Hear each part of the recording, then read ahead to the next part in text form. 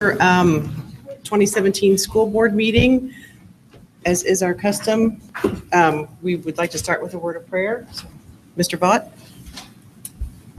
Father, thank you for the many blessings you've given us. Thank you for the time we have to be together here and for the opportunity that we have in being involved with the kids in our community. We pray, Father, that the decisions that are made, that they're made with your will and with the needs of the kids at the forefront of what we do. These things we ask in the name of Christ. Amen. Okay, and we will get started with the best part of the meeting, the recognitions.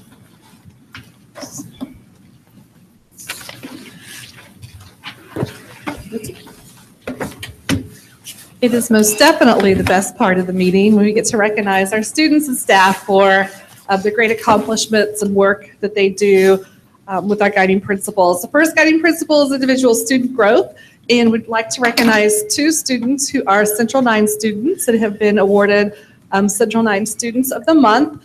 For November, we had Lindsay Abercrombie for work-based learning. Come on up, Lindsay.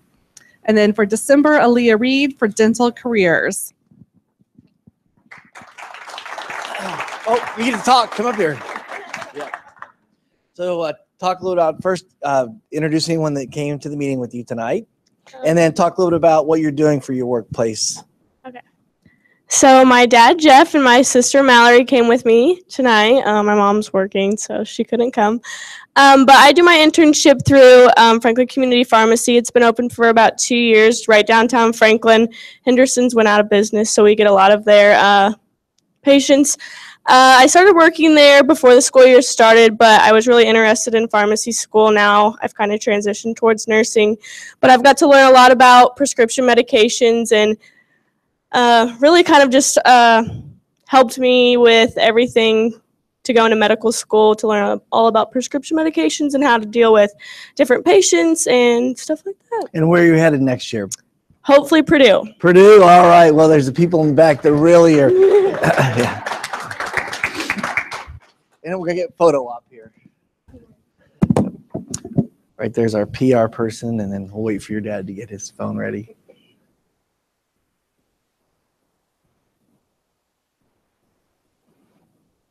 Congratulations. Thank you. Boiler up, right? Yeah. Thank you.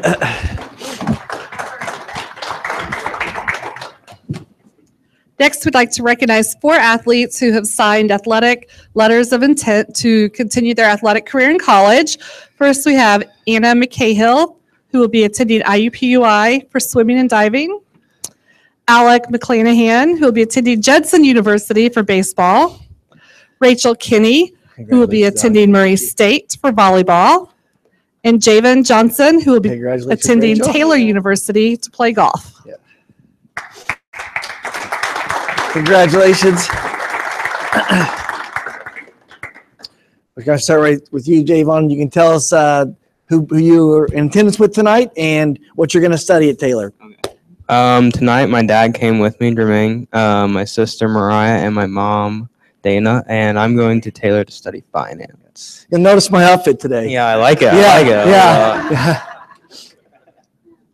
Yeah. My mom, Tina, and my dad, Tony, came with me tonight. And at Judson, I will be studying business management.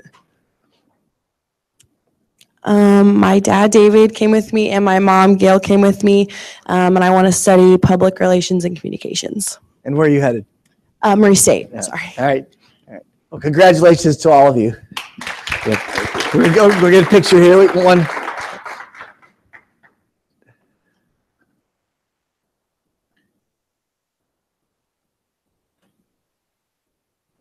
All right. Thanks, everybody.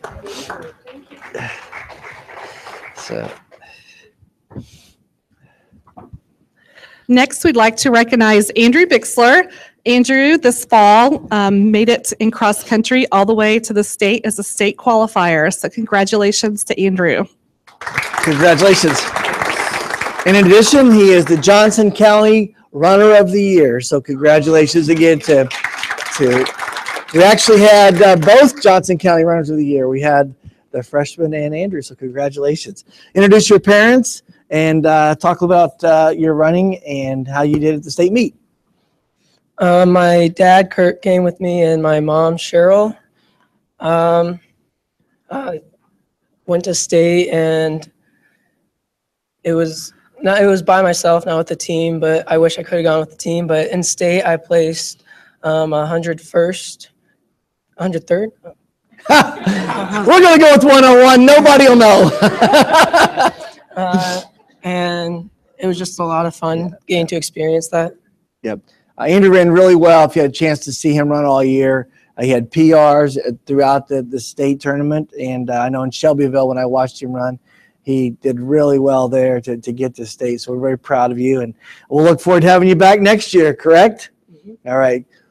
We'll get a picture here.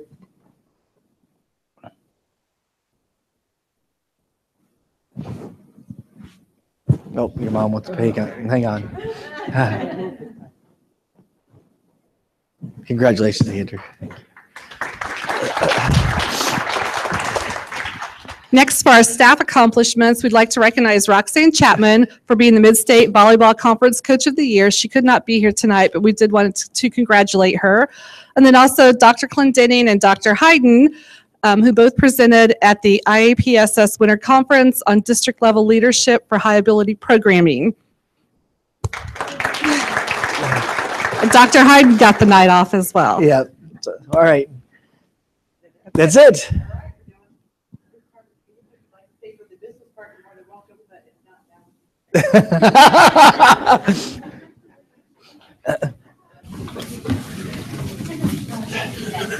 Yeah. Bye. Yeah, thank you. Thank you. Yeah. See ya. Thanks. I know. We gotta drive by. He's good, yeah. Not too far from Okay. Yeah, it is. Thank you. Congratulations. Mr. Sprout, my microphone's not working. This is not working. Can I just use this and we'll be okay? Okay. Thank you. Okay, we'll move on to public and board comments. If anyone has a comment about something that pertains to the agenda, please step forward. Okay, seeing none, we'll move on to board comments. We'll start with the Music Council. I think the main item of note is the band Christmas concert's coming up Thursday. Yes. Looking for validation on that. Thursday it is. There is another concert through the Performing Arts group on Friday night. You can see it out on the marquee. The choir concert was last week of Thursday and Friday. So those are the main things. Obviously coming up in November. I know there are, January, and there are, I think, 10 or 11 choir students that will be at All-State Choir.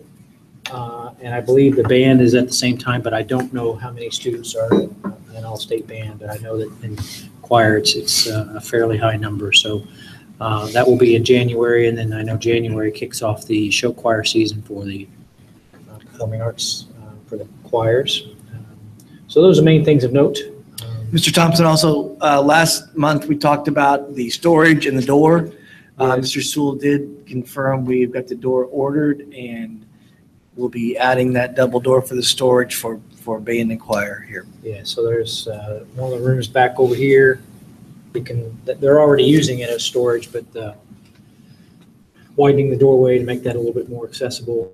And then there's some ongoing conversations relative to trailers / box trucks. So those ongoing conversations continue. And at some point in time, I'm sure we'll bring that back here. So. Thank you. The Athletic Council? No update for this month. All right, very good. Legislative Council? I don't have any update. We have two quick things. We do have several Neola policies for next month, but over the last 2 weeks, Mr. Mercer and I have met with Representative Young and Senator Walker to talk just about the upcoming legislative session. Probably some good news. One is the school calendar. I think both of them feel like it's going to not be an issue. I think there's some appetite definitely in the House side So, and Senator Walker supported it, let us make the decision on when school starts and ends. In addition, Senator Walker had a lot of positive things to say about where we're headed, and we're going to have a meeting hopefully before the session with the new person, the Senate that's in charge of the education portion of the budget. Mr. Mercer sent a file today, and the representative is from Washington. His name's Eric Bassiter, I believe. Can't remember his last name. But we're going to meet with him and talk about circuit breaker and talk about our impact on us and share what's occurring. So that was very positive with that. Do you have anything else on either one of those? No. Thank you. Thank you. Okay, we'll move on to Superintendent Strategic Task Force Council. We do have a meeting on January the 17th here in the LGI room. We're going to be looking at the Title IV grant again, looking at innovations and opportunities for teachers. We've been meeting and talking about some things that could come out. One of them would be coaching opportunities, instructional coaching, as well as a couple other things that we'll be discussing and looking at implementing. Hopefully it's Title IV grant. Okay, very good. Thank you. Superintendent Strategic Plan Projects. Just a quick update. The Employer of Choice Committee, which we coined Owning Great, has met 3 times as a full committee. They are now in their subcommittees and they're working. They've identified the core areas for us to work on, our core tenets. Those 3 are culture of competitive wages and benefits, culture of personal and professional development, and culture of performance and recognition. They are in the process of outlining 3 to 4 indicators of success and also working on the metrics that we intend to use to measure our success in those areas. We will be bringing a recommendation to the board on March the 12th, and they are moving on time and doing good work. Okay, very good. Thank you. The Communication Committee, we didn't meet this month. Do you have any? Okay. We have a meeting coming up on Tuesday. We do? Next Tuesday. Is that right, Robin? Communication meeting? 19th. Yeah. Okay. I didn't have that on my calendar. Shame on me. Okay. No. All right. Collective bargaining. Did not meet.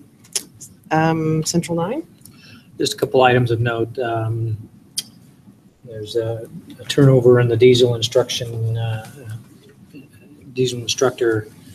So they're going to be looking for a new diesel instructor. And Auto Collision has been without a instructor pretty much since the start of the year, and they finally have someone to fill that position. I don't know if we have any kids in those programs, but I think they're challenged to find staffing to fulfill instructors at that level. So it's an ongoing challenge for them. So those are 2 items of note. Today we also received the new funding from Workforce Development that Mr. Thompson will receive on Thursday. There are several of the programs that went down and a few that went up, but the one I noted to Mr. Mercer that went up, the largest amount is logistics. It's warehouse operations and materials handling went from $550, which was a moderate, to a high demand of $680 for students in that program. And as well as supply chain. Supply chain is a very big one right now. I think you guys are hearing about it, but we're hearing a lot of it as well in our end. So you'll see some of those changes. One head scratcher, if you will, is the internship dollars went down, but they just put into the graduation pathway that every kid has to have an internship. So I'm not quite sure what took place there, but it did go down. It went from a moderate to a foundation level of $150. So we'll be tracking that. C9 is modeling what our money would be for us in the turn of 18. So Mr. Mercer will receive that. Dr. Clendenning, in our wrap up, could you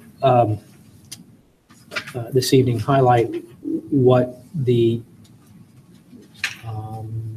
impact is for the new internship graduation requirement as you understand it? So when we get to the end, if you I'll bring that up. Yep. Inform us. That seems a little like an unfunded mandate. A large unfunded mandate, but yes. Okay, very good. Thank you. RDC? There's nothing that really affected the schools at the last week. Can I just say one more thing, legislating? We Yes. did hear that they're going to make a run again to have the RDC, our position, be a voting member. And they said that's getting a lot more traction. So that would be a positive in terms of some of those dollars that we're looking at. So that's a good thing for us. Okay, very good. Thank you. Okay, we'll move on to the consent agenda. Move to approval. Okay, we have a motion. Are there any other questions, comments? Okay, hearing none. Hold on, I have a comment that I have to share. This afternoon, we received a visit from a person that came into the office and wanted to know how many students did not had debt in their lunch accounts. And the person wrote a check to wipe out all the debt. Oh, wow. So you'll notice a donation for $1,200 from Mr. Drake. And it was his Christmas gift to all of our kids. Wow. So Wonderful. that is an amazing thing that took place today in our office. And I wanted to say thank you to Mr. Drake and just acknowledge his presence and the great gift to our school. That's fantastic. Wonderful, wonderful. Wow. Okay. Well, on that wonderful note, all those in favor signify by the sign of aye. Aye. Any opposed? Same sign. Hearing none, motion passes. Okay, we will move on to superintendent reports. The 10X presentations. Mrs. Ray?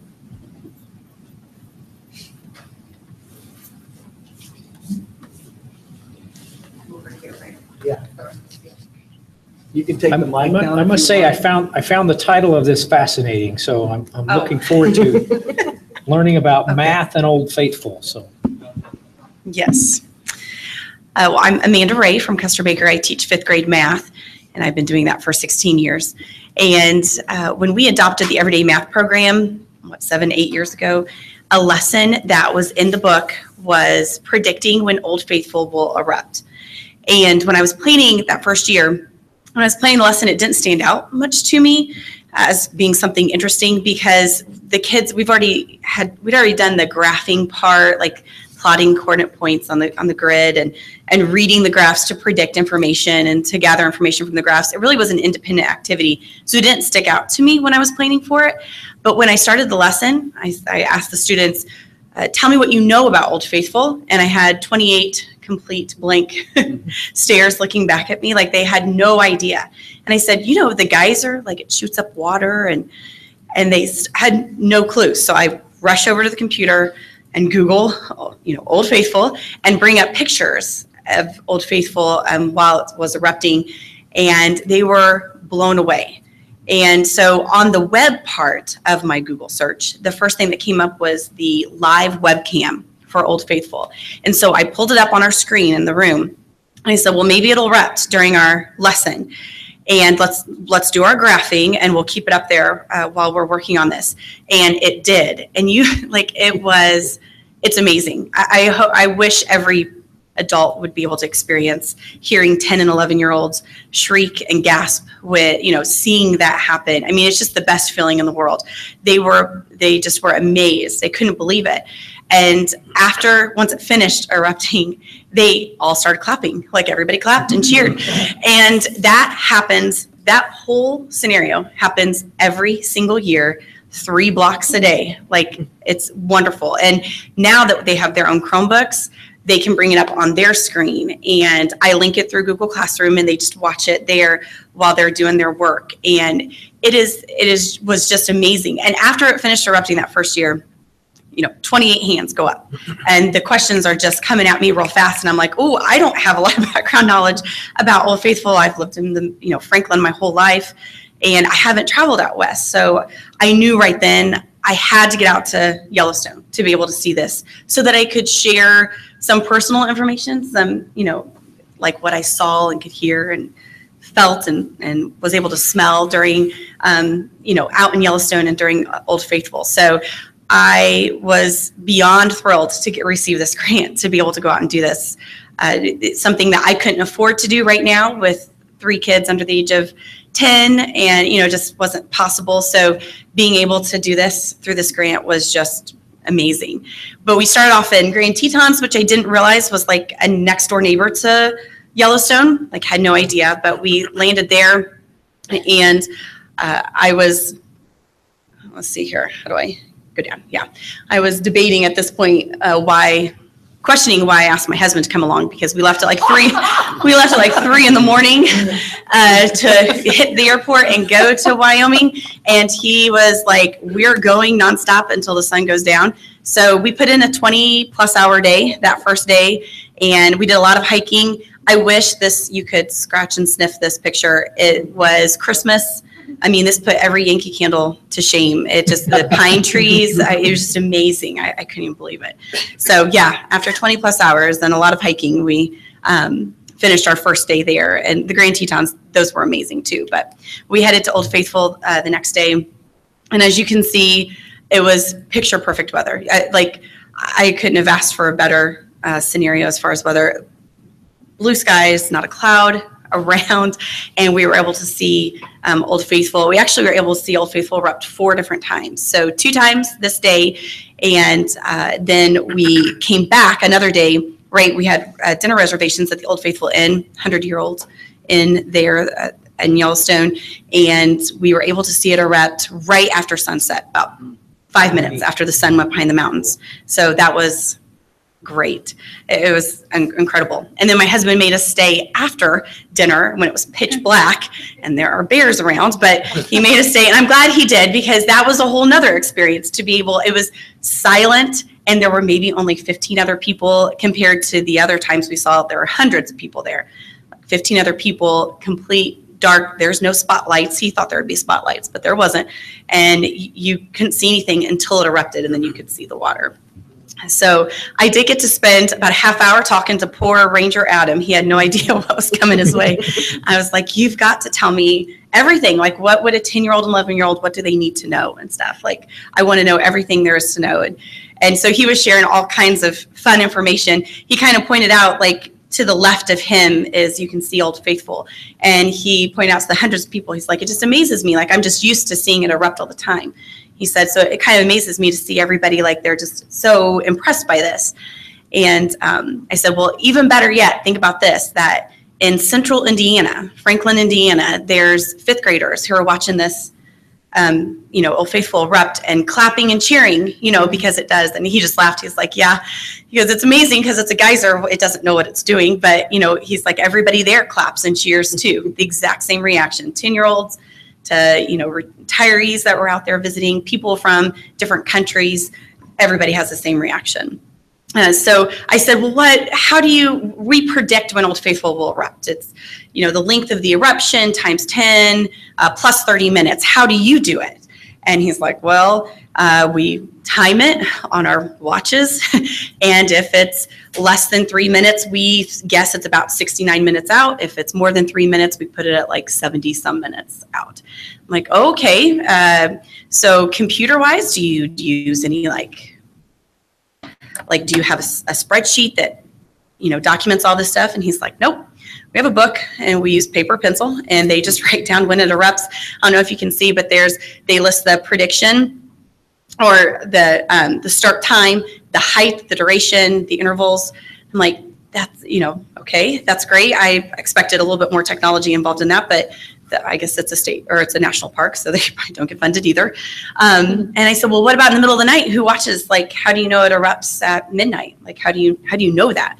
And it's really small up there, but it says WC. They have, like, you can join a web group. Like, there's an online group. You log in, geysereruptions.com or whatever, and you create an account, and people watch from all across the world. And if they see it erupt, they report the time and how long it erupted. And so then they can predict when it will erupt next. Blows my mind. So that was really neat to be able to see the actual eruption log. I was like, oh, that's really cool. And behind Old Faithful is 150 other geysers, which I didn't realize, and I didn't know to tell the students that, and I can't wait to share that with them. There's 150 other geysers in that area. It's a 5-mile boardwalk. You can go and see all kinds of different types of geysers and hot springs. And I always wondered, the kids asked, how do you, how hot is it? How hot is the water? And I know that there have been lots of deaths because people have stepped into it or put their hands in it.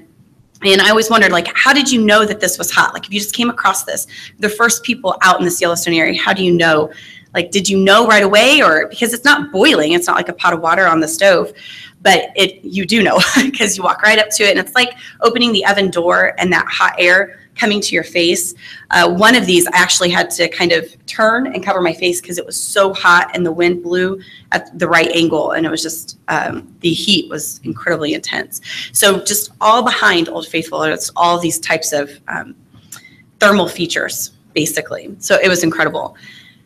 We also got to, I didn't realize how big Yellowstone was and how many different parts of it. And this is the Grand Canyon of Yellowstone. And they'll just further north of Old Faithful. We got to get right up by the falls. Incredible experience. I also didn't realize how many bison there were. Like, I thought bison were like not a thing anymore in that, but there were tons of them, and they caused quite the traffic jam because they would always walk on the roads wherever they went, and they would walk right by your car. Like, I could have rolled down my window and touch. I mean, not that's against the law, but I could have touched one. Like, it just was right there, and it's walking by our vehicle, and I'm like, oh, please don't touch it. It's a rental car. Like, don't get mad or start scratching or anything. So, but they did, but they just walked right by. It was amazing. One of my favorites outside of Old Faithful, and this is just a little bit further north of Old Faithful as well, though, is the Grand Prismatic Hot Spring. 150 feet wide, 200 feet deep. It's the third largest hot spring in the world. And the heat from this is incredible. The colors are amazing. Different bacteria at different heats form these different colors. And you can actually climb up on that mountain behind it and get a good view looking down. We didn't realize that. Unfortunately, we missed that part. But it was an unbelievable experience. To say thank you seems very inadequate. But I am so thankful. I feel incredibly blessed to have been able to do this. And I do commit to sharing this experience with many students in Franklin for years to come. Even if they move me out of math and make me teach something else, we'll do a lesson on graphing when Old Faithful will erupt for sure. I have used each picture. I've used different pictures each month with my students now as my backdrop for my learning objective and their bell work and the agenda for the day. And it's a new picture each month. And so at the beginning of each month, I've been able to kind of explain a little bit about different parts of Yellowstone. So hopefully inspiring them to go out and see, to be able to explore and look at different things all around. So thank you so much. I appreciate it. It was wonderful. I couldn't, so many times I sat there next to my husband saying, I can't believe that my job has sent me out here to listen to this, to see this, to experience this. Truly blessed. Thank you very much. Appreciate it. Thank you. That was wonderful. And then we'll move on to the next 10X grant for New York.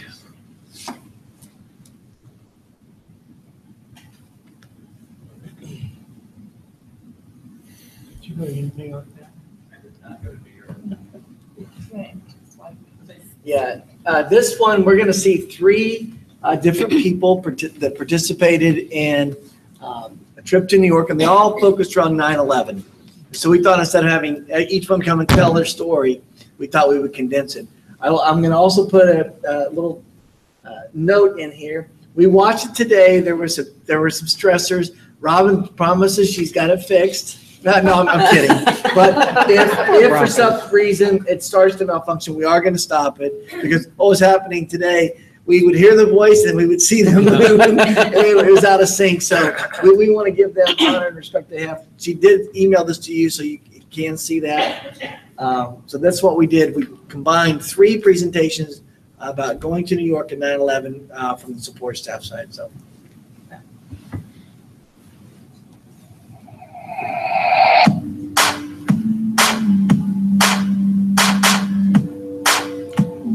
This is Taylor Swift's song, so sing along if you like. I'm Sean Little, and I was lucky enough to be awarded a 10X grant this past year. I was able to go to New York City and visit the 9/11 Memorial and other patriotic landmarks and things within the city. I chose New York City mainly because I hadn't been there before, and I was excited to get the opportunity to go and visit the 9/11 memorial, which had, 9/11 was a huge part of my life, and I'm sure your life. And it was one of those deals to where it was kind of a pilgrimage, if you will. I was able to see the memorial, able to see the new Freedom Tower, the One World Trade Center there, able to go into the museum and witness that and really kind of relive that day a little bit, which was a huge reason why I joined the military right out of high school and ended up serving in the U.S. Navy for 5 years before coming to work here. While I was in New York City, I actually was able to be there over the July 4th weekend. So I was lucky enough to be able to witness the New York City firework display on the river.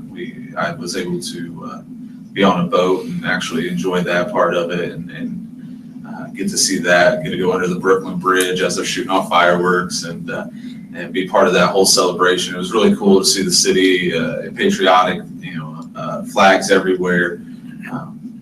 Special events going on. After my trip, I was able to come back home and kind of reflect a little bit on it.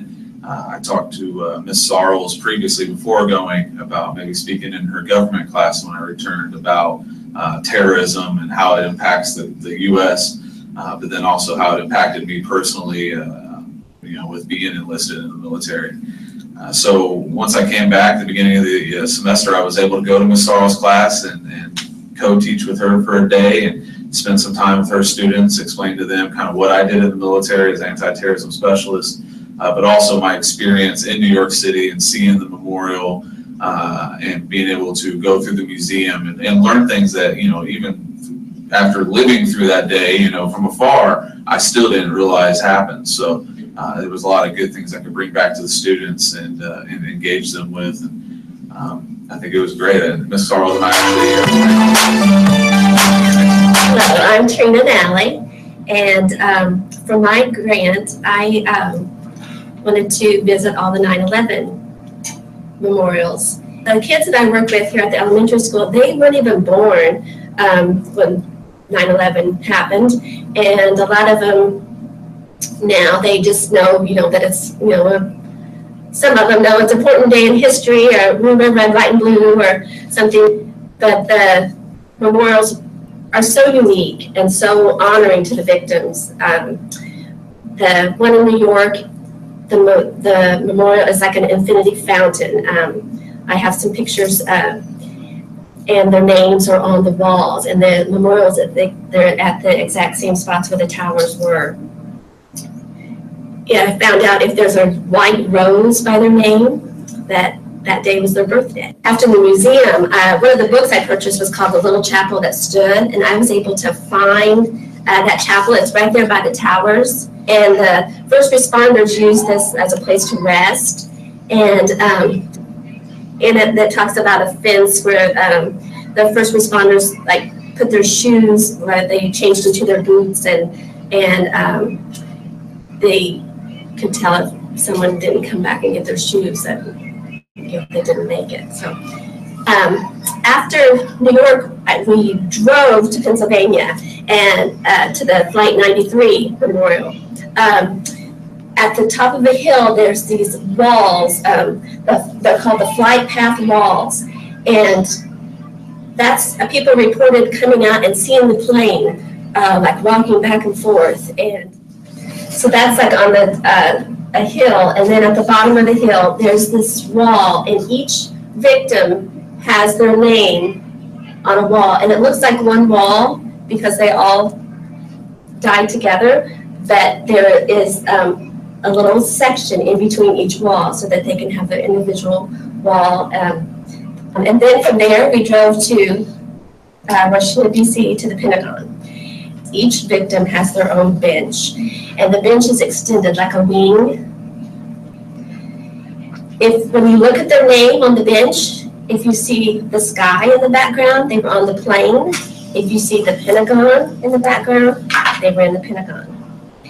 I was able this past 9/11 to read one of the books to one of the classrooms that I'm in, and I put all my pictures and some pamphlets that I got from each of the places on a Google Drive for the teachers to share with their classes if they wanted to. And then I was invited to one of the fourth grade classrooms to go through the pictures and show them some pictures and tell them some of the things about them.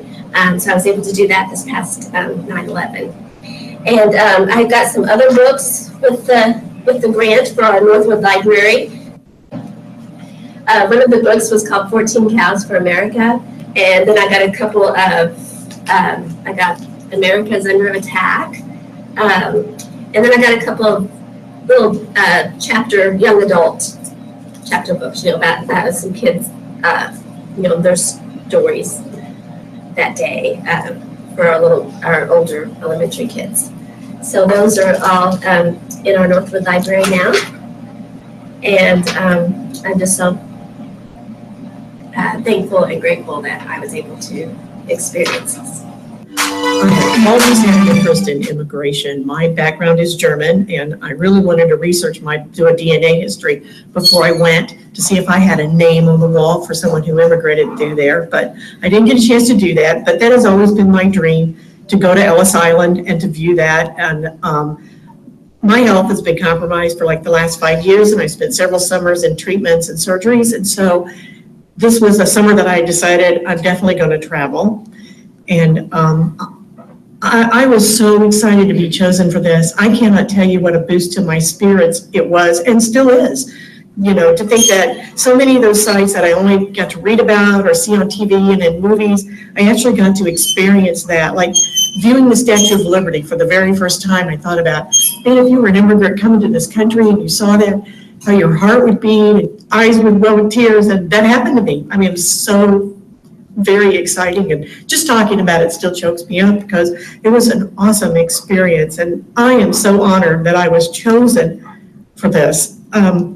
I've told everyone this is a great place to work, and what I like about Franklin Schools is that they treat everyone with the same equal opportunities, the certified and the non-certified staff, and this opportunity inspired me to continue to be strong in my job, strong for the kids, and the fact that these parts of our history, they prove to us as Americans that, and as Germans and as French and everything else, you can come to our country and be anything you want to be. And that's what I'd like to inspire the children. I've told Mrs. Wilson I'd like to talk to her class about it. And I think that's going to happen. We just haven't got around to that. And I would like to thank Dr. Heit for inspiring me to pursue my dream. I probably wouldn't have done that if he hadn't said to me, you need to go for that. So I'm grateful. Thank you.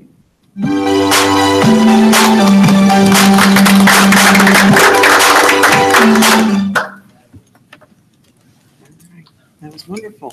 Okay, we will move on then to the next item on the agenda, the action items. Summer enrichment. Mrs. Smith, you've changed. I don't have near as much hair as I once did, but actually, Dr. Clendenning historically has given the principals the night off, and so I said that because I had more than a passing knowledge on this one, that I would take it.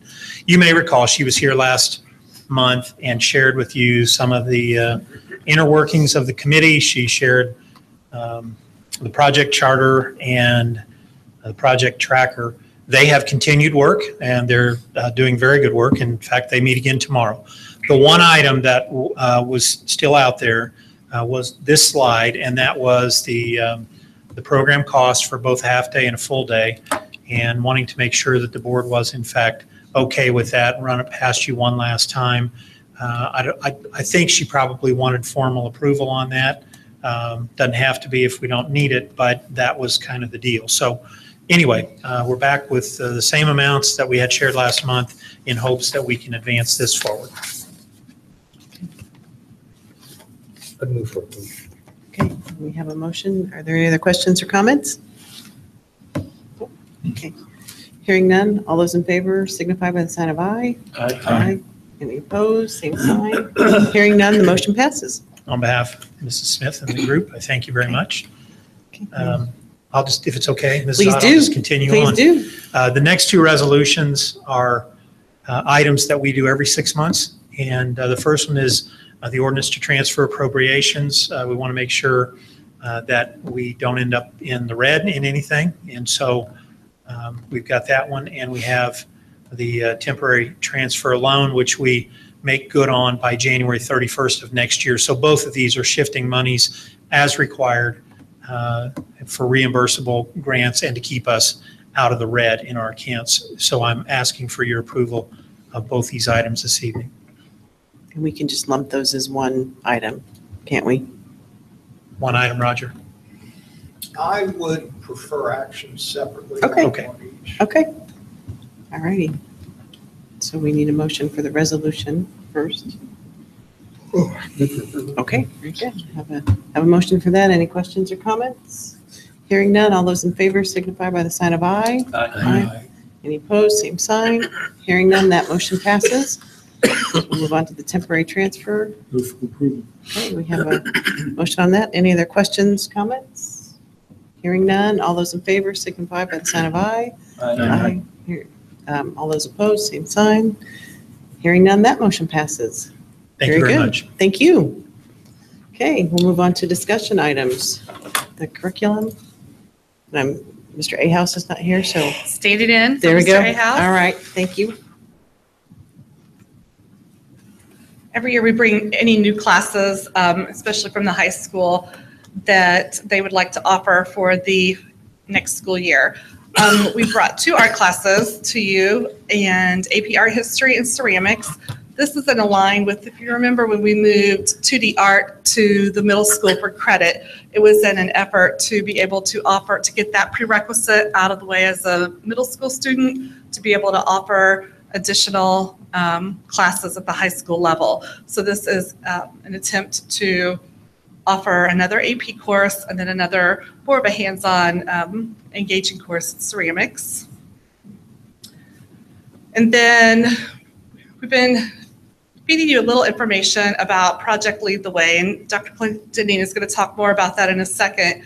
And for science next year, we are looking at offering Principles of Biomedical Sciences. It's the first class in a 4-class sequence for biomedical science.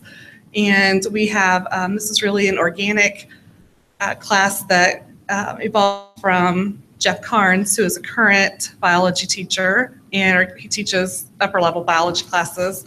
And his desire to do something that more of a project-based learning class, or just have an additional offering outside of our traditional science classes. So we have been studying that this semester, and we continue to study that. And so that is looking at adding the biomedical class, just the first class of the 4-class sequence. And then we're also looking at a computer science class. Tonight we have the Project Lead the Way class, but I'm not sure that next month when we come, it will be the Project Lead the Way class or another computer science class. Mr. Dunphy is here tonight, and I know he has some resources that he is currently researching and taking a look at. So the actual course description might look a little bit different, but it would be the first of a series of computer science classes that we would bring you next month to vote on. And that's it. Questions? Is it now prerequisites for those last 2, the science and the computer? They leave that up to us. We haven't gotten that far in our conversation yet, but they really allow us to determine that. And is ACP biology one of the classes too? I think you kind of above computer science, right there, top of, yeah, right there. Yes. Okay. Yes. This would be instead of AP, sorry, I totally skipped over it. It's okay. This would be instead of AP biology, we would offer ACP biology instead. Give them their credit. This is in reference to the IU is now offering free education for folks to go back and get their master's degrees and be able to teach the ACP class for credit. So Courtney Burke, who is one of our biology teachers, is very interested in doing that. Oh, wonderful. Okay. We have not had anyone sign up for AP Bio 2 for probably 3 or 4 years. So I think this is an effort to get that class rolling again, or at least the second level, higher level biology class rolling. Thanks for that catch. Thank you. Do these fit in with the overall curriculum design that we've talked about a couple times before? They do. They do. Could you The project, expand on? sure. And Dr. Clinton is going to talk more about Project Lead the Way and why we're headed in more of the STEM classes.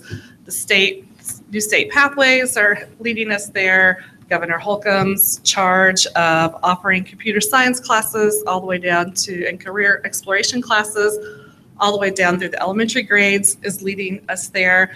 The main driver is providing great experiences for kids, and the project-based classes allow for higher engagement, I think, and a little innovation, and just a way for kids to learn out of a non-traditional style. And will this result in additional headcount required to do these classes? It will not. Nope. The art class, and again, these are just offerings. They will only go through if enough students sign up for it.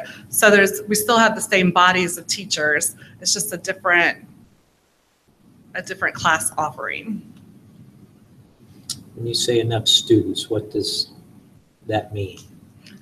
That's very different. In art, sometimes currently our art teachers might have a class of 22 or 23, but it might be two different classes. They're teaching the same period.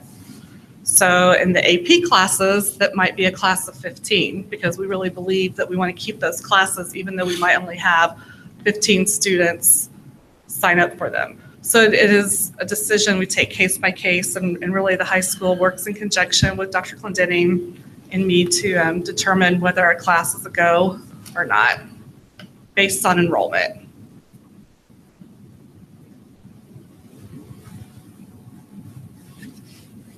Thank you.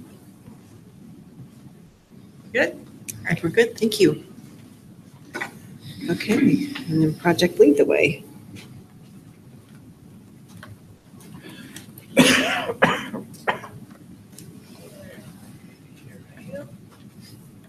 All right. Tonight we're going to introduce a concept that has really been percolating for several months. Am I on, Matt? I'm on. Okay. And it also came out of kind of an organic conversation with our teaching staff. And these three areas, and I'm going to hit graduation pathways. I'm going to come back and talk a little bit about what Darren asked me to mention as well. But the one-to-one initiative, as you know, RDC granted us a great gift about 4 years ago to move to one-to-one. We continue to move forward with that. So now we have it grades 5 through 12. In our early conversations, we talked about providing one-to-one and then kind of shifting away from textbooks to make the device be the textbook. But one thing that we're starting to see, and this is actually a common trend across all educational platforms, is that it's very difficult for the teachers to go find all the resources and then come and deliver. And so with that, we've had the science teachers come to us in Corporation Discussables. They've talked to Mrs. Kepner and some other people about this is really hard. It's really making it very difficult for us, even though we provided summer work and some other things. And so the one-to-one initiative is causing us to rethink a little bit about what resources will we provide. Because what we want is the kids, going back to our guiding principles of individual student growth, to make sure that they have the opportunity to learn. We don't want teachers to spend all hours of every day afterwards coming back in to get ready for the class. And we know that there's different levels. There's going to be some teachers that are juggernauts that will just do all kinds of things. Other people may not be able to do that. And we've said inside of our collaboration that we're all going to have essential learnings. And those essential learnings must be met, and that's what's got to remain true. So the one-to-one conversation said, what can we do to ensure that? So we're talking about that. Bring in Jeff Carnes. Jeff Carnes came to Deb early in the semester and said, I'm teaching kinesiology and anatomy right now. It is these are my words, a sit and get class. He's talking and the kids are just taking as much information as possible and then trying to regurgitate it back out. Is that pretty fair summation of what's happening in class? He said there's more skills involved. We can do so much more in that higher level thinking if we could offer something else. He researched Project Lead the Way Biomedical. And he talked to some people at Center Grove and a couple other places that are already offering this class. And they confirmed it is a higher thinking skill opportunity. It provides for the students to both research the class and the content, also in the career domain, and then do some problem-based learning along the way. So we thought, you know what, that makes sense. Then our teacher said to us, you know what, in science at the elementary schools, we're just not getting it done. The time is nigh. You ask Heather will tell you, listen, they got to do literacy, they got to do numeracy. That's what they have to do. And then when it comes time for science, they maybe on the average will get 2 hours a week of science for our kids. And then we're asking them to go to grades 5 through 8, and they're breaking into content, but once again, there's a focus on the one-to-one and some of those things. So we met in the conversation of Project Lead the Way for the high school. They have a program offering that would be vertically aligned K through 8. And after we looked at that in science, it made sense. So one of the things that we're looking at is next year having a specials class taught by a non-certified person that will be Project Lead the Way Science. And on my next slide, you're going to be able to see the actual course offerings that we'll provide. One of the other advantages right now with Project Lead the Way is the professional development to learn about the program is free. In a normal setting of the past years, it costs about $2,500 per person to be trained in Project Lead the Way. Indiana's receiving a grant that teachers can go through Project Lead the Way training. If we have 21 people go through, they'll actually be housed here in our own complex.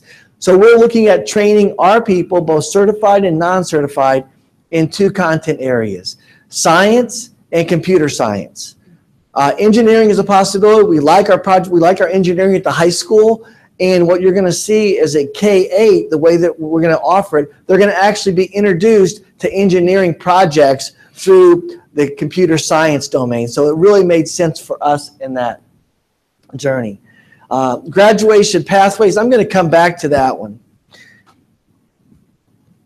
We see a need for these 3 classes in our moving forward that 21st century skills. Governor Holcomb made an announcement. One of his main legislative planks will be STEM education, and it's going to be providing opportunities for schools that need to have a vertically aligned K-12 computer science and STEM initiative. So the governor is saying this, so it's probably no less chances you're going to get an unfunded mandate basically when it comes through. So we want to be proactive. There's some other schools that are doing that. We all know Noblesville and what their journey with some of our people going up there. Actually called Craig McCaffrey a few weeks ago and said, Craig, tell me a little bit about what you're doing. I know you're doing Project Lead the Way. I know you're moving us through in a vertical articulated manner. And he said they are. They like Project Lead the Way because of the offerings that they provide and that problem-based side of thinking. He said his daughters are actually going through on the elementary side. He says it's been very good. So he's been able to see it from a dad's perspective as well. So there are some others. Deb is going to get a chance to go visit a class. She said that once it gets going, she'll present that to us and give that opportunity for us in that domain. One of the other struggles that we've had at the middle school level in engineering class, we've had revolving teachers. We've had a teacher that left to go to Minnesota, I think, is where he ended up when his spouse's job took them away. We moved Mr. Ahouse to the high school, and Ben Carroll came out of the classroom. So that's 2 years in a row we've had a computer science teacher leave, and we've had nothing to fall back on. So when that new teacher came in, the resources they had to create were on their own. So we're asking the kids to know keyboarding, digital literacy, all these different things. We want to provide a common foundation for our teachers so that they can deliver to kids what we're asking them to do. Matt got with a group of teachers with Deb last year and created essential learnings in computer science. Then we asked them, hey, when are you going to introduce keyboarding skills? And they all kind of look at us like, I don't know when I'm going to do that. Heather go do that in kindergarten, and Amanda do that in grade 5. And it's like, that's what we're asking. It's just not happening. It's not realistic to keep adding things on the teachers' plates without providing some foundations. So Project Lead the Way made sense in that domain. We know there's a need for, and I talked about the supply chain and the different offerings in operations and logistics. We know that the computers are going to be a driving force on a lot of inside the logistics domain. We need to make sure our kids are ready for that. The graduation pathways opportunity. I talked about it last month. It went through. It was a 7-4 vote. The 7th grade students are going to be the first to graduate with a diploma and a pathway certificate or a pathway something. They're not quite sure what they're going to call it, but they're a badge. So they're going to have this. They're going to have it in 3 domains. One of them is internship opportunities. The kids are going to be required. The second one is employability skills. And this is also where Project Lead the Way comes in that Deb talked about a second ago, when there's a series of classes called concentrators. The kids will be able to get a badge in a concentrator area in computer science and in science in this domain. We want to make sure that we're being proactive and responsive to our students as this comes forward. So that's another reason why the Project Lead the Way cycle makes sense. Now, we did talk to Code.org. Code.org is a computer science based initiative that comes out of Salesforce and ExactTarget. You guys all know about Salesforce. When they were, ExactTarget was purchased by Salesforce, their endowment created Code.org for Indiana. And so we talked to the person who's in charge of delivering the computer science domain. Outstanding curriculum. And actually, she said that Project Lead the Way and Code.org are very similar in the computer science domain when you go to look at it. One of them teaches Python, the other one teaches what? JavaScript. And she's like, listen, it's just like teaching Spanish or French. As long as the kid learns a language at the next level, that's what they're going to be asked to apply. And so it doesn't really matter which one you go in. And Mrs. Zucker told me that was kind of what we're looking at. I would say that Code.org, they do a great job when I looked at it in the computer science domain. When you're looking at science and engineering, kind of migrating all of those, that's an area that we question. And I've actually looked to our expert in curriculum and asked her to think about that for us. And that's one thing that populated in her thoughts. But we are going to pull people together to say, help us navigate this area. We want to make sure we're providing a great opportunity for our students. And that's kind of where we get to Project Lead the Way K-8. And you start saying, okay, how are we going to fund some of this? Well, one of the things that we received from the last 2 years through the CTE incentive programs that Darren gets to hear about, and before that, Bill Mashmeyer, are kids that get completed in a course, and they get that completed. We get money back as an incentive. So we're going to use up to $14,000 to help fund the initial offset here at the high school, especially in the science side of Project Lead the Way. In addition, you've heard that we have a pot of money set aside for innovations opportunities, and this has been one of the innovation opportunities that we're looking at to deliver for our students. The courses themselves at Project Lead the Way are $750 for each building. And if we buy 2 of them for $1,500, you get the 3rd one free. Right now, we're not sure if we're going to add engineering at that level, but we're definitely going to provide engineering. We go to the high school. We're going to provide science and the computer science is what we're thinking right now. High school's $2,000. It's $2,000. Okay, it's $2,000 a year for the high school for that. So it's $750 for K-8 and $2,000 for the high school, which will be a recurring cost. It will be passed along to the parents as part of the textbook rental. Talk to Center Grove, and how they do it is there's a $40 textbook fee and a $40 supply fee for their offerings for that. So that's how it's delivered out to moms and dads along the way. So that's a little bit about what we're thinking. You've been reading about it in your Friday notes. And so today we're here just kind of introducing it. and really focused on the elementary. We need to make sure our kids have a great foundation. We know the problem. The problem is that we have 21st century skills that are required. The teachers' plates are crazy full. We shouldn't continue just to add and say, oh, go ahead and add this, go ahead and add this, and expect miracles when they're miracle workers. But there's just not enough time. So we want to add another specials in the day for K4 that we will do that. One of the things we're looking at is master schedule to see how many people will that actually mean. Will it mean that we hire one? Like Creekside will probably be one. That's going to be an all day when you talk about 600 kids. But you know what? When you're looking at Webb and Union, we might have, just like we've done in the past, we'll share resources around that.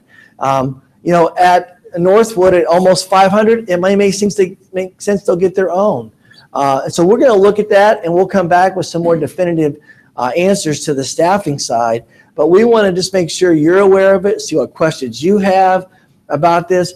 It definitely fits the domain of the employability skills at the graduation pathway. We are going to be required at the elementary to start on that journey, so it helps that. Governor Holcomb's checkbox of making a vertical articulated plan is another checkbox for us. So it just makes sense of where we're headed right now. So with that, I'll stop before I go on to the graduation pathways and talk about unfunded mandates, but I'll leave that aside for a second. What questions do you have about Project Lead the Way and kind of what were the thoughts we're having about this?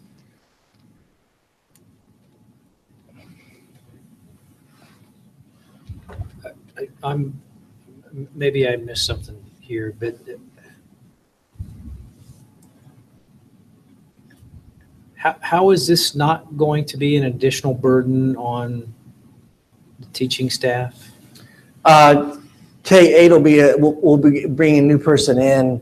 It's a K4. It's a non-cert position, and in grades 5 through 8, we already have computer literacy, and this will be their curriculum. Okay. And what about the administrative burden to manage this, the whole program? Project Lead the Way provides LMS system. The name of it is, I forget. Anyway, they provide with their product an integrated system. So it will actually, the teachers will use that, and the kids will have their login account as well. Similar to Google Classroom.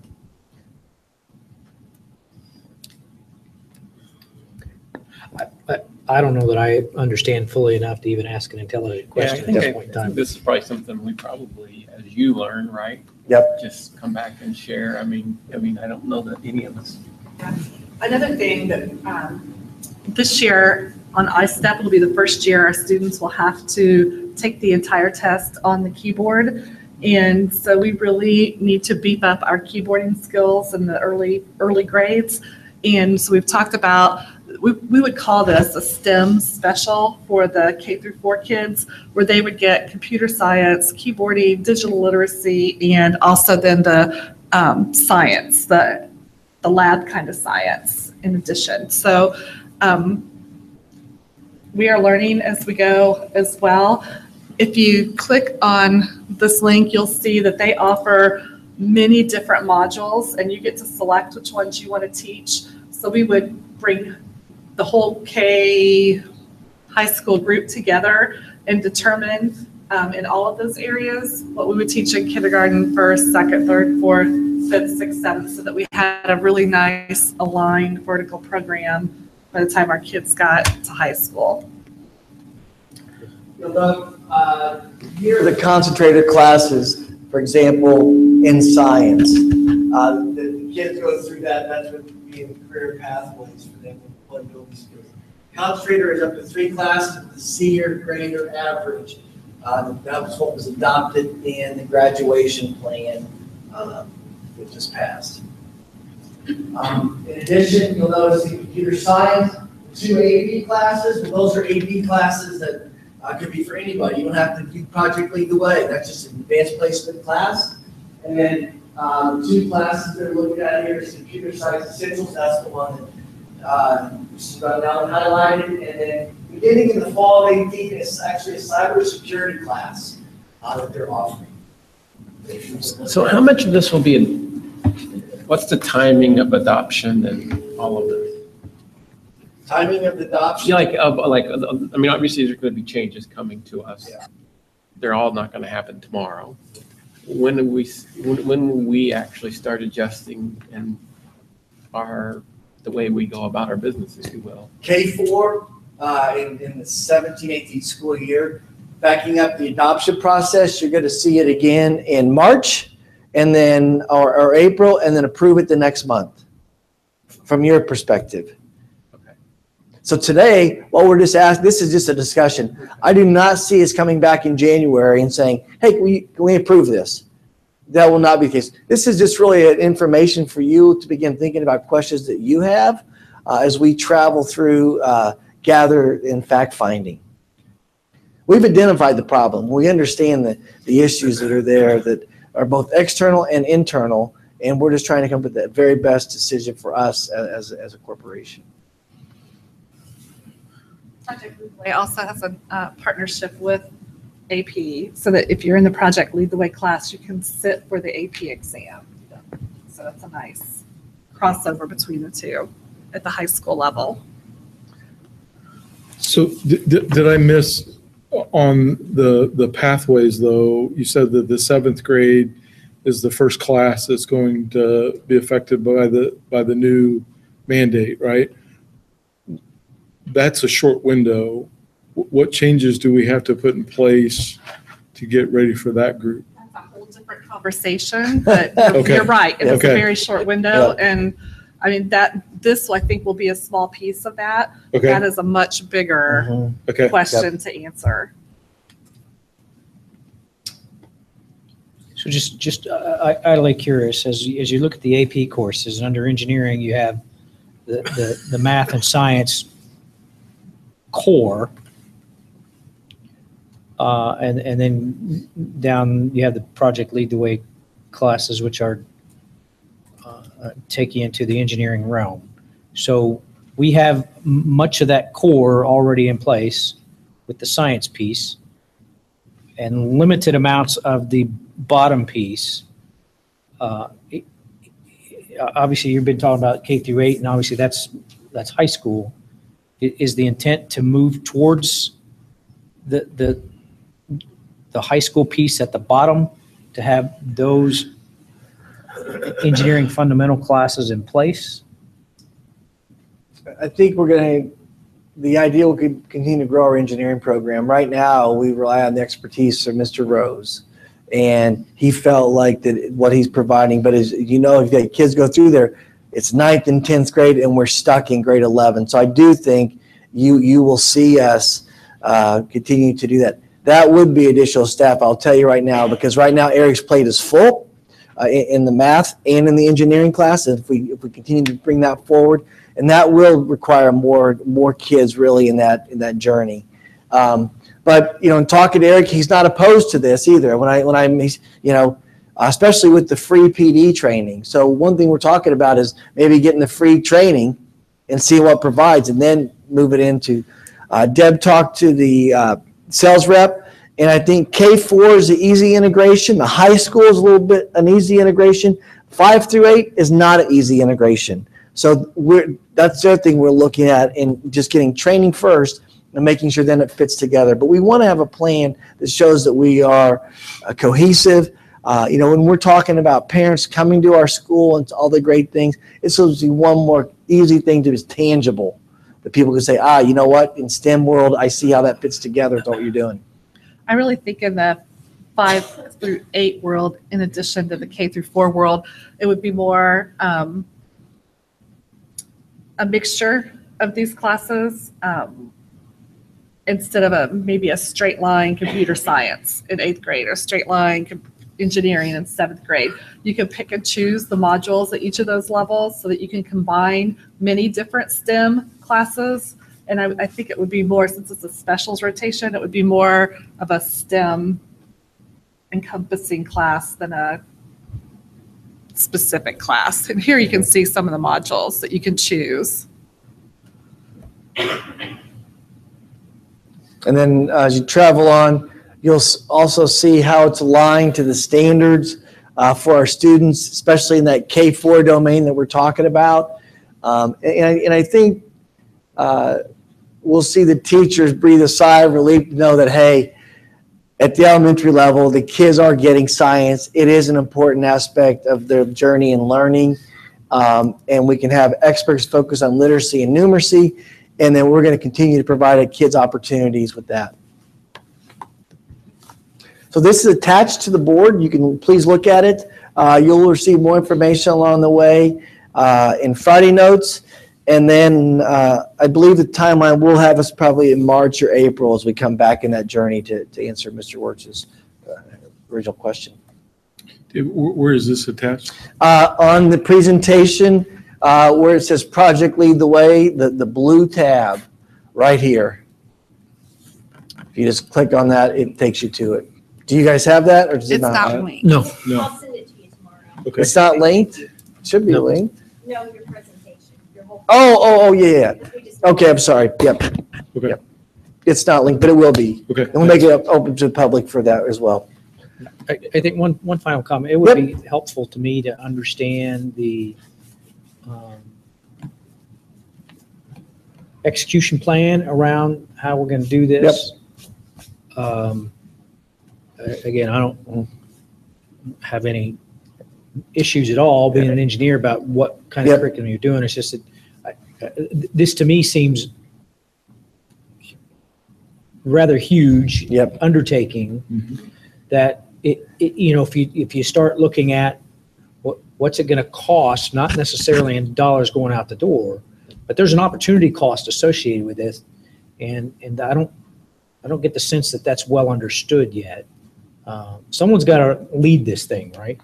And that's an awful lot of Describe what you mean by the opportunity cost. What are you thinking in terms of that? Because the more time Deb spends on this, as an example, that means she's not doing the other stuff that she has to do, right? So this seems to me rather daunting in terms of understanding how to execute this and integrate it into what we do.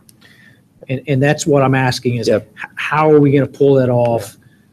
Do we have we counted the opportunity cost in terms of fully understanding the horsepower that it's going to take to get this launched and then managed as it moves forward? Otherwise, you're going to push this down into a teacher. They're going to look at this and say, I don't have time to do this stuff. So I guess I'm just asking, have we thought through, and I'm not looking for an answer today, this is a rhetorical question. Let's make sure we think through how we're going to manage the execution of putting this in place. Absolutely. I would say today is more like the 50,000 foot view is what you guys received today. And as we look at that 5K view and we start moving through how it funnels to the different opportunities, you're going to see that. Have we done the theme around it? No. I will tell you that Deb has talked, she's got a meeting set up early January with science teachers to talk about the resources. So there are bits and pieces that are in there that I didn't talk about today that you're not getting to hear about or see. But we'll articulate the opportunity cost back to you. So you and again, and I'm not advocating that an FMEA is the right approach. I'm just saying this is a huge initiative that needs to be managed. And that's, I'm just saying, it looks overwhelming to me from the outsider view, and I just want to make sure that we have put the appropriate, if we're going to do this, that we put the appropriate horsepower to manage and deliver it appropriately. Yeah, we will definitely do that. I will say the one blessing that I have seen through this, it's organic in nature. It's coming from the teacher side. It's not us coming top down and saying, "Hey, we're gonna bring this to you. You're gonna be gifted with it." It really is the teacher side from science in terms of the discussion group as well as elementary and at the high school. So we will definitely have those for you, Mr. Thompson. So thanks. I don't need to see them. I just want to make sure that we'll bring them back. Absolutely. Yeah.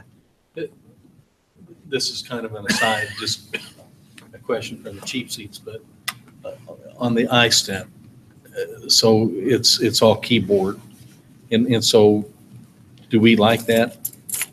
I mean, it would seem that because the state believes the pens are going to be obsolete at some point, and the written being able to write is not It's easier to grade. easier to grade. Okay, so it's the state taking an already nearly perfect test and making it just a little bit better. Yeah. Well, and the other side, this year, when Deb and Matt received word about we in the past have applied to have the written portion. This year, you really were gifted with the keyboarding portion, and you had to jump through several hoops to prove that you had to have the written portion by paper pencil. And so basically, we said uncle and said we're going down this path. And next so. year, there is no choice. When Yeah. we go to iLearn, we move to one testing window, which is a good thing, but it will all be, there will be no option. So they'll be able,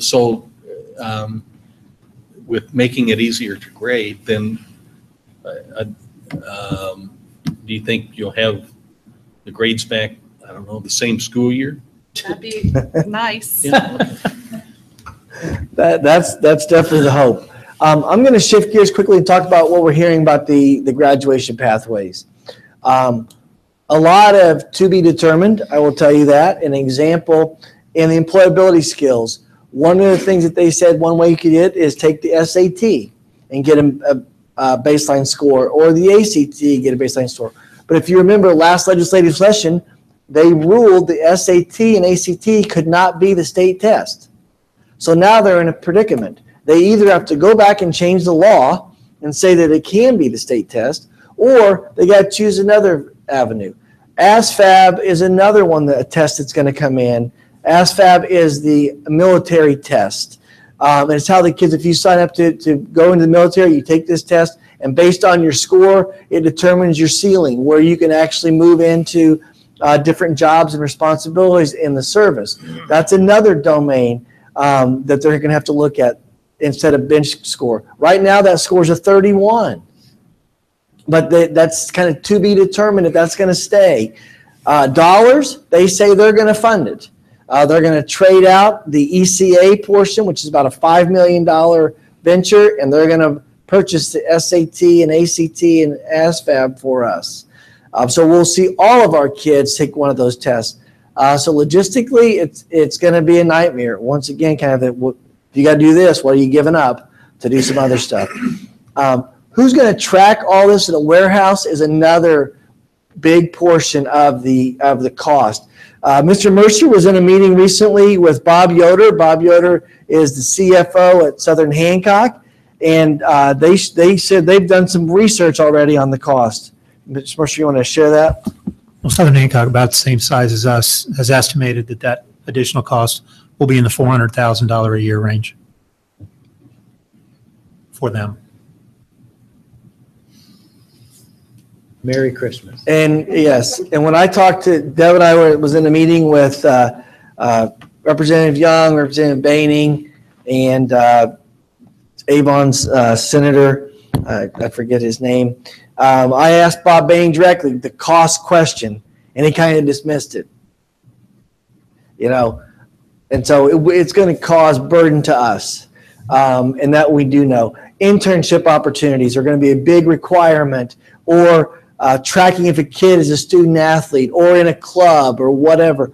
All those things are going to be required that we track to prove that the student has accomplished those in order to get the badge added to their diploma. That's another cost. Just think about 400 kids in our graduating classes that have to have internship or employability opportunities. And who's going to help go get those for those kids? Well, define what that is. Yeah. So those are some of the initial costs and questions that we definitely are asking, and we see an escalation in dollars. So I think you'll see a six-figure increase unless the state does some miracle work to give us some of these things. But it's going to impact, like I said, those seventh graders. And by the time everything gets done, they're going to be here in ninth graders. We're going to have to get started because they have to change the law next year if they're going to do some things. Now they're eighth graders. And then we have one more year before they have to start. So it's going to take 4 years to get a lot of these check boxes covered. And once again, the data processing, the warehousing of the information in order to prove that the kids are ready is going to be an arduous task. there's so little guidance Yep. at this point. That's the really frustrating part. Here's your mandate. So your head spins with questions and there's no answers.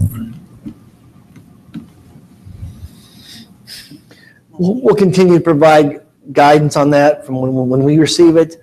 I think it's going to continue to evolve and change, just like the SAT. That was at the very end, and here it is now. It's the new. It is the state test basically. And what's that going to mean? And what is the baseline score the kids are going to have to receive to move forward? Interesting thing: the state board heard 8 hours of testimony. A majority of the people said, don't do it. Slow down. We don't have all the answers. They voted 7-4 and went ahead with it. And there were very few people there speaking in favor of that pathway. It just goes to show you a couple of things. The manufacturing lobbying group is significantly strong. They're the group that's really driving this conversation around kids being ready, having the soft skills.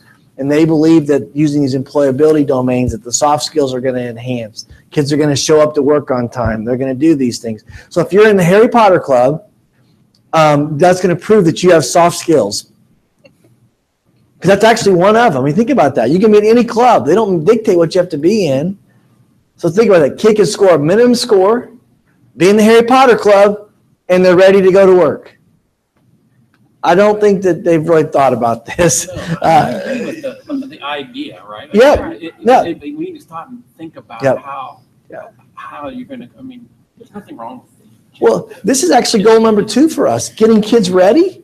That's our second goal that we adopted last year. It makes great sense. The logistics side takes a lot of work before we can get there.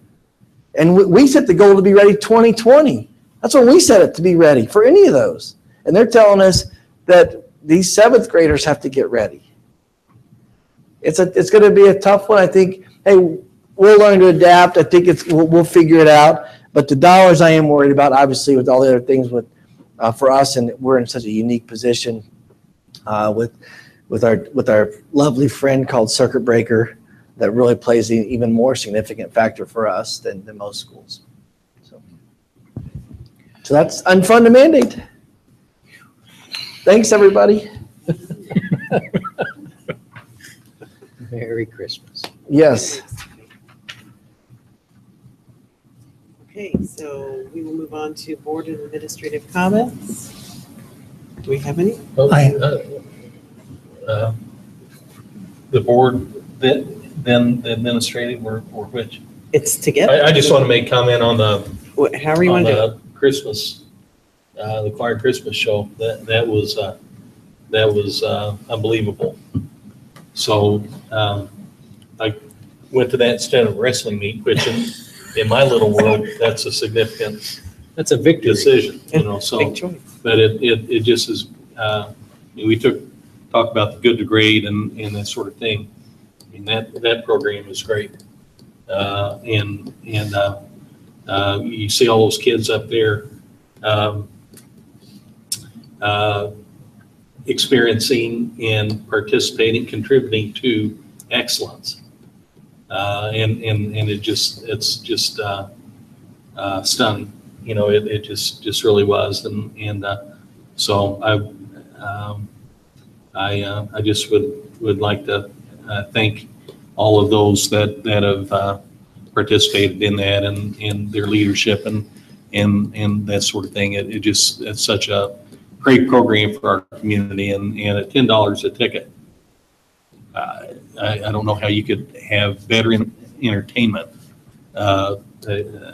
Unless it's a wrestling meet, but you know, but I mean, truly, so many in our community, you could not get better in entertainment than that. So thank you very much for all involved with that. Thank you. Mrs. Ott, I've got a couple items. I know this was in the consent agenda, the engagement agreement with our attorney, Roger Young. I just wanted to highlight and say thank you to Roger for all his work, and we're very happy that you're going to be continuing with us. It's been a great relationship, so we look forward to continuing with Roger. I look forward to being of service for many years. Good.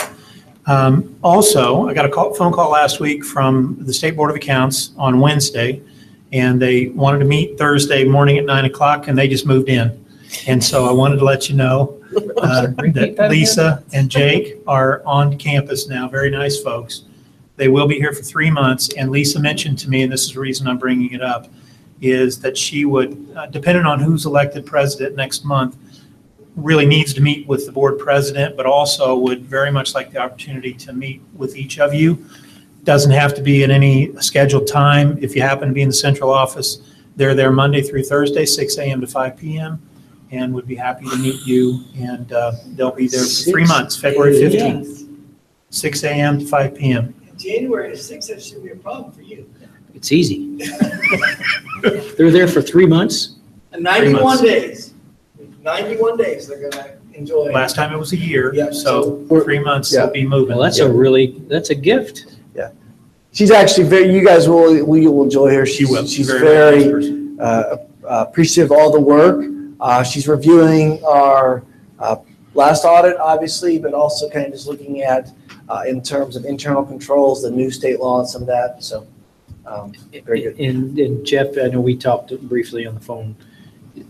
Could you articulate the rationale as to why she wants to meet with us? Yeah, as she shared with me, she likes to offer the school board, wherever she goes, an opportunity for you one-on-one to share any questions or concerns that you may have. Okay. And she feels like in that kind of a setting, that would enable you to do that. Fair enough.